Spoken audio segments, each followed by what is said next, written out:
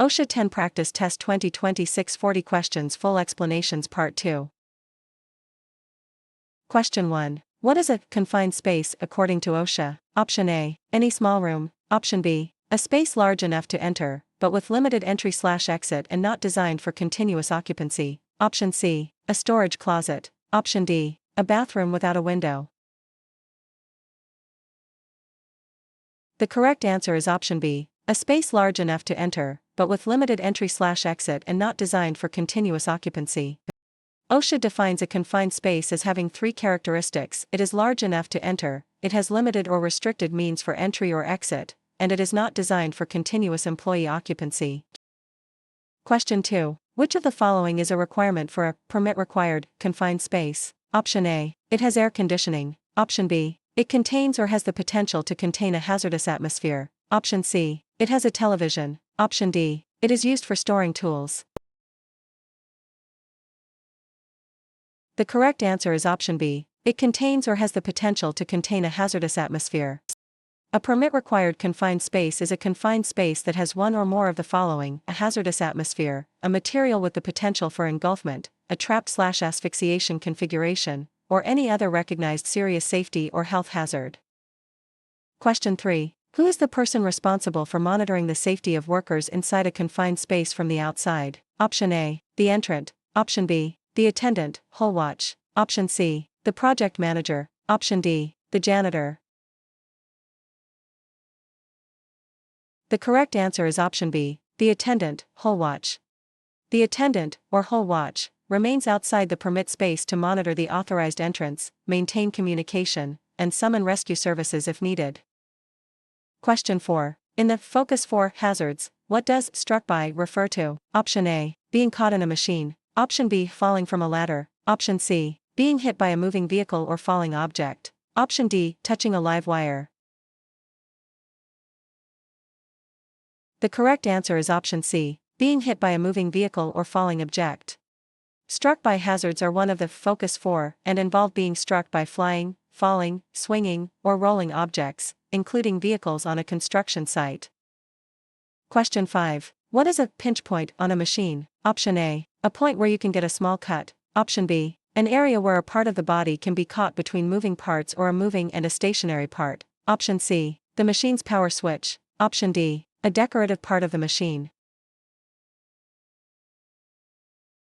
The correct answer is option B. An area where a part of the body can be caught between moving parts or a moving and a stationary part. Pinch points are hazardous areas on machines, like gears, rollers, or belts, where body parts can be caught and crushed. Question 6. When working on a scaffold, at what height is fall protection, guardrails or PFAS, required? Option A. 4 feet. Option B. 6 feet. Option C. 10 feet. Option D. 20 feet. The correct answer is option C. 10 feet. While general construction fall protection starts at 6 feet, OSHA has a specific standard for scaffolds that requires fall protection at 10 feet or more above a lower level. Question 7. Scaffold planks must be able to support their own weight and at least blank times the maximum intended load. Option A. 2. Option B. 4. Option C. 6. Option D. 10. The correct answer is option B. 4. Scaffolds and their components must be capable of supporting, without failure, their own weight and at least 4 times the maximum intended load. Question 8. How far must a scaffold be from overhead power lines, up to 50 kV? Option A. 2 feet. Option B. 5 feet. Option C. 10 feet. Option D. 25 feet. The correct answer is option C. 10 feet. To prevent accidental electrocution, scaffolds must be at least 10 feet away from energized overhead power lines. Question 9. What is the purpose of toe boards on a scaffold? Option A. To help workers climb. Option B. To prevent tools or materials from falling off the edge and hitting someone below. Option C. To keep the scaffold from tipping. Option D. To rest your feet. The correct answer is option B. To prevent tools or materials from falling off the edge and hitting someone below. Toe boards are a safety feature installed on the edges of platforms to provide falling object protection for workers on the ground below. Question 10. Which safety device stops a machine if a worker's hand breaks a beam of light? Option A. An interlock. Option B, a presence-sensing device, light curtain. Option C, a pullback device. Option D, a two-hand control. The correct answer is option B, a presence-sensing device, light curtain. Presence-sensing devices, like light curtains, use a field of light to detect an intrusion into the danger zone and immediately stop the machine's operation. Question 11. What is the first thing an employee should do if they find a hazard in the workplace? Option A, call the police. Option B, report it to their supervisor. Option C, quit their job. Option D, wait for the annual inspection. The correct answer is option B, report it to their supervisor. Reporting a hazard to a supervisor allows the employer to fix the issue before an accident occurs. If the employer fails to act, the worker can then contact OSHA. Question 12. In the Globally Harmonized System, GHS, what is a signal word? Option A, a word used to start a machine. Option B, danger or warning used to indicate the relative severity of a hazard. Option C, a code word for an emergency. Option D, a nickname for a chemical. The correct answer is option B, danger or warning used to indicate the relative severity of a hazard. GHS labels use one of two signal words, danger for more severe hazards and warning for less severe hazards.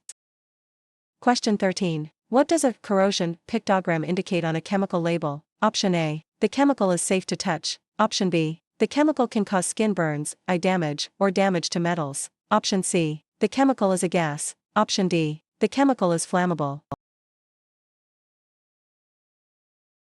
The correct answer is option B, the chemical can cause skin burns, eye damage, or damage to metals. The corrosion pictogram depicts a chemical dripping onto a hand and a piece of metal, signifying the risk of severe tissue damage and metal destruction.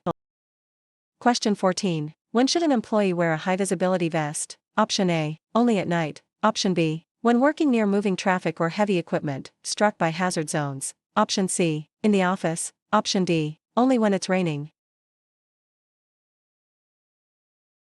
The correct answer is option B, when working near moving traffic or heavy equipment, struck by hazard zones. High-visibility apparel, reflective vests, is critical for ensuring that drivers and equipment operators can see workers, especially in construction and highway work zones.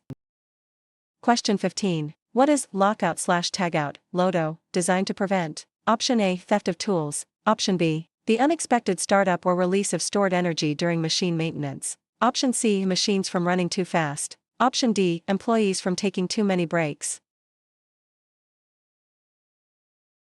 The correct answer is option B, the unexpected startup or release of stored energy during machine maintenance. LOTO procedures ensure that hazardous energy sources are isolated and rendered inoperative before any maintenance or repair work begins. Question 16. A worker is exposed to loud noise all day. Which type of PPE is most common for this? Option A, hard hat. Option B, earplugs or earmuffs. Option C, safety glasses. Option D, respirator. The correct answer is option B, earplugs or earmuffs. Earplugs and earmuffs are the primary PPE used to reduce noise exposure to safe levels and prevent noise-induced hearing loss. Question 17. What is the maximum amount of weight a one-person anchorage point for a fall arrest system must support? Option A, 1,000 pounds. Option B, 3,000 pounds. Option C, 5,000 pounds. Option D, 10,000 pounds. The correct answer is option C, 5,000 pounds. Anchorage points used for personal fall arrest systems must be independent of any anchorage being used to support or suspend platforms and must be capable of supporting at least 5,000 pounds per person.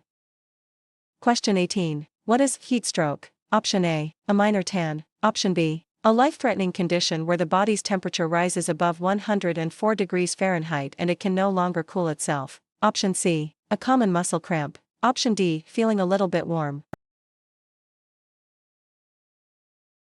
The correct answer is option B, a life-threatening condition where the body's temperature rises above 104 degrees Fahrenheit and it can no longer cool itself. Heat stroke is a medical emergency. Symptoms include high body temperature, confusion, lack of sweating, and loss of consciousness. It requires immediate medical attention. Question 19. Which of the following is the water, rest, shade campaign intended to prevent? Option A, chemical spills. Option B, heat-related illnesses. Option C, cold stress. Option D, electrocution. The correct answer is option B, heat-related illnesses. OSHA's Water, Rest, Shade campaign is designed to educate workers and employers on preventing heat-related illnesses like heat exhaustion and heat stroke. Question 20. When an employer discovers a willful violation, it means they, option A, didn't know about the rule, option B, knowingly failed to comply with a legal requirement or acted with indifference to employee safety, option C, fixed the hazard immediately, option D, found a minor paperwork error. The correct answer is option B, knowingly failed to comply with a legal requirement or acted with indifference to employee safety. A willful violation is the most serious category of OSHA citation, carrying significantly higher fines because the employer knew a hazard existed but made no effort to eliminate it. Question 21. What is cryogenic liquid? Option A, a liquid that is boiling hot. Option B, a liquid that is extremely cold, below -150 degrees Celsius. Option C, a type of fuel for cars. Option D, a cleaning solution. The correct answer is option B, a liquid that is extremely cold, below -150 degrees Celsius. Cryogenic liquids, like liquid nitrogen, are extremely cold and can cause instant frostbite or burns on contact with skin. They also present an asphyxiation risk if they evaporate in a confined space. Question 22. Which class of fire extinguisher is specifically designed for combustible metals like magnesium or titanium? Option A, Class A, option B, Class B, option C, Class C, option D, Class D. The correct answer is option D, Class D. Class D fire extinguishers are specifically for fires involving combustible metals. Standard extinguishers are often ineffective or can cause a violent reaction on metal fires. Question 23. What is a trip hazard? Option A, an object hanging from the ceiling. Option B, anything on the floor that can catch a person's foot and cause them to fall. Option C, a slippery floor. Option D, a loud noise. The correct answer is option B, anything on the floor that can catch a person's foot and cause them to fall. Trip hazards include uneven floor surfaces, cluttered aisles, trailing cables, and open bottom drawers. Question 24. How should you store flammable liquids like gasoline? Option A, in open buckets. Option B, in approved safety cans and storage cabinets. Option C, near a furnace. Option D, in clear glass jars. The correct answer is option B, in approved safety cans and storage cabinets. Flammable liquids must be kept in approved, self-closing safety containers and stored in designated fire-resistant cabinets to minimize the risk of fire and explosion. Question 25. What is the handrail height requirement for stairs? Option A, between 20 and 24 inches. Option B, between 30 and 38 inches. Option C, exactly 42 inches. Option D, any height is fine. The correct answer is option B, between 30 and 38 inches. Handrails on stairs must be between 30 and 38 inches high, measured from the leading edge of the stair tread, to provide an ergonomic grip for users. Question 26. What should you do before using a portable fire extinguisher? Option A, check the pressure gauge to ensure it is in the green, charged zone. Option B, test it in the hallway. Option C, paint it a different color. Option D, empty it every morning. The correct answer is option A, check the pressure gauge to ensure it is in the green, charged zone. An extinguisher that is not fully charged may not have enough pressure to expel the extinguishing agent when needed. Inspections ensure it is ready for use. Question 27. What is bloodborne pathogens training intended to prevent? Option A, common colds. Option B, transmission of diseases like HIV, hepatitis B, and hepatitis C through contact with blood. Option C, broken bones. Option D, workplace stress. The correct answer is option B, transmission of diseases like HIV, hepatitis B, and hepatitis C through contact with blood. This training teaches workers how to handle blood and other potentially infectious materials safely to avoid contracting life-threatening viral infections. Question 28. How should contaminated sharps, needles, be disposed of? Option A, in a plastic bag. Option B, in a rigid, puncture-resistant, leak-proof container labeled biohazard. Option C, in the regular trash can. Option D, flushed down the toilet. The correct answer is option B, in a rigid, puncture-resistant, leak-proof container labeled biohazard. Sharps containers prevent needles from poking workers or waste handlers, preventing the accidental transmission of bloodborne diseases. Question 29. What is an oxygen-deficient atmosphere? Option A, an atmosphere with more than 23.5% oxygen. Option B, an atmosphere with less than 19.5% oxygen. Option C, an atmosphere with 21% oxygen. Option D, a very dusty room.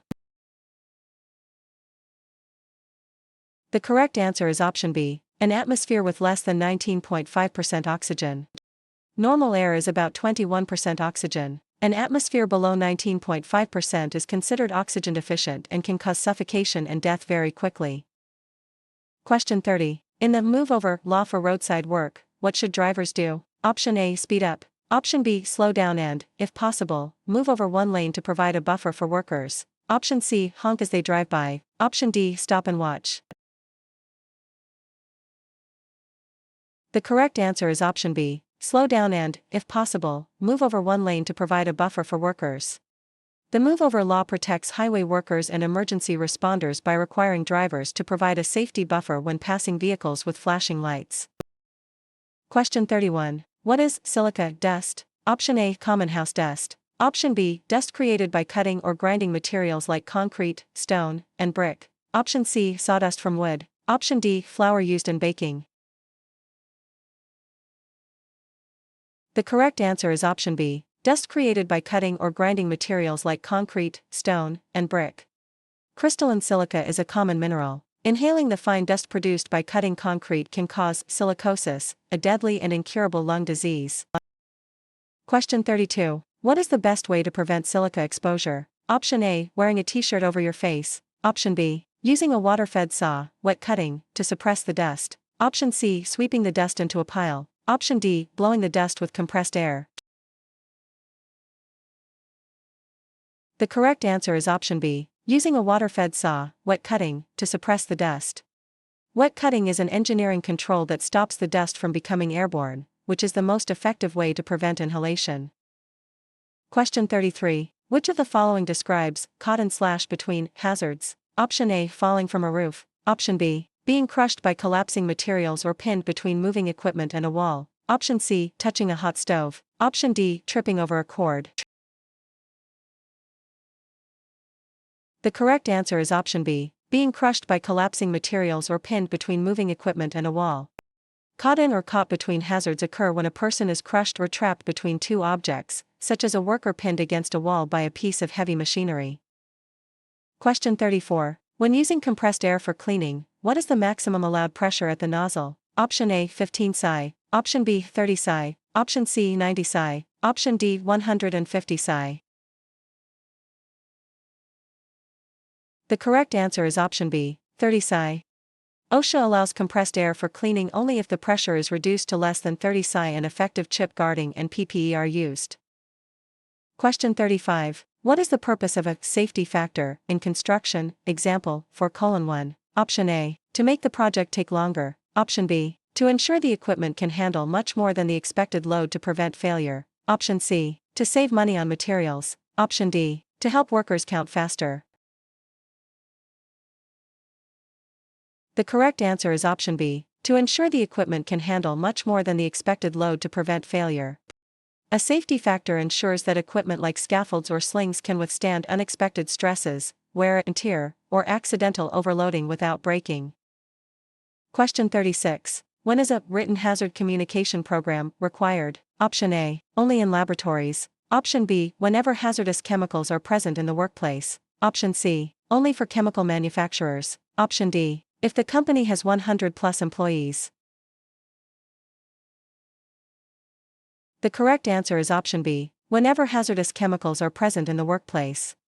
Employers must have a written program that describes how they will implement the HAZCOM standard, including labeling, SDS access, and employee training.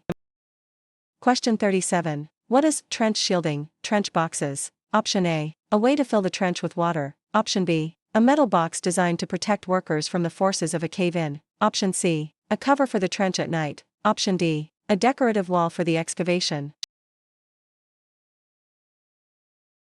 The correct answer is option B, a metal box designed to protect workers from the forces of a cave-in. Trench boxes do not prevent cave-ins, like shoring does, but they protect the workers sitting inside the box if a cave-in occurs.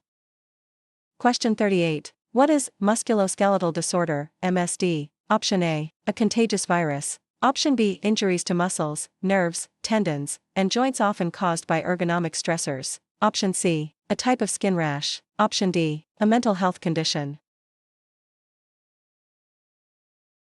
The correct answer is option B, injuries to muscles, nerves, tendons, and joints often caused by ergonomic stressors. MSDS include carpal tunnel syndrome, back strains, and tendinitis, which often result from repetitive motion, heavy lifting, or awkward postures.